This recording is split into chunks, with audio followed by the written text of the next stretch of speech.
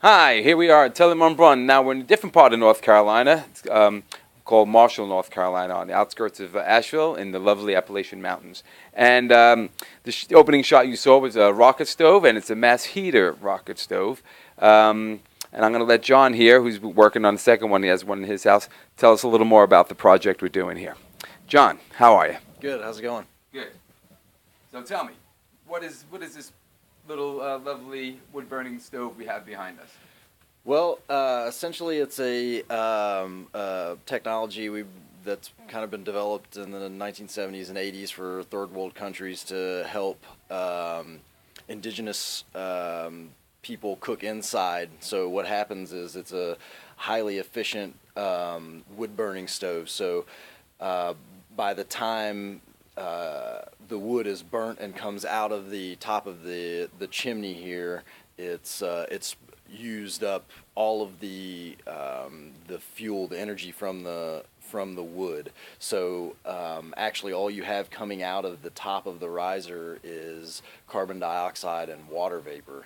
So once we get this thing built and have a flame coming out of there, it'll be a completely clean burning flame. So there's low emissions, there's high efficiency, and it's kind of just a better way of heating your house. So if you can attach a storage, some way of storing that heat, which we're going to be doing with cob, then you can heat your home for,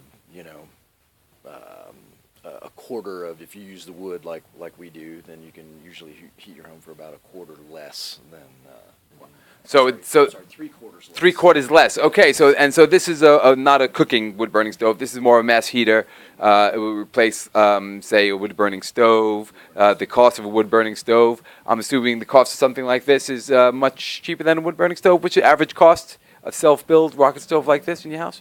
We built ours for using a lot of local materials. We did have to buy some. We probably spent about $600 in material that, if we were thrifty about it, we probably could have got down to about $200. But yeah, it's you can build them for cheap. But if you want them to, and if you're using earthen mass and stuff like that, stuff that you're collecting from your locally, you can do it for cheaper. But if you want it to look nice, there's different designs. You can use brick, stuff like that. And you said a mass for the heat. So, like on this particular one we're building here, we're going to have a bench on it, and that bench will actually give off heat, will absorb some of the heat, as I understand it, and then slowly give off heat during the day, and just for three-quarters less wood. Right. So the savings for that initial $600 that you cost to build it pays itself back in a year, I'd assume. Yeah, I mean a truckload of wood, which is roughly, I don't know, they say it's supposed to be around a cord, but usually it's about half. And those are a good load of wood is $130, which people will go through. We were going through that in a I don't know, a few weeks or something. Right. And you're using smaller pieces of wood as well? It is, yeah. We cut our wood up into kindling, so there's a little more work on the front end, but I enjoy that kind of thing. So right. If you're somebody that enjoys cutting wood, then yeah, it's a benefit. Sure. Well, thank you, John. Yeah, exercise. There you go. Well, thank you. Well, there we go.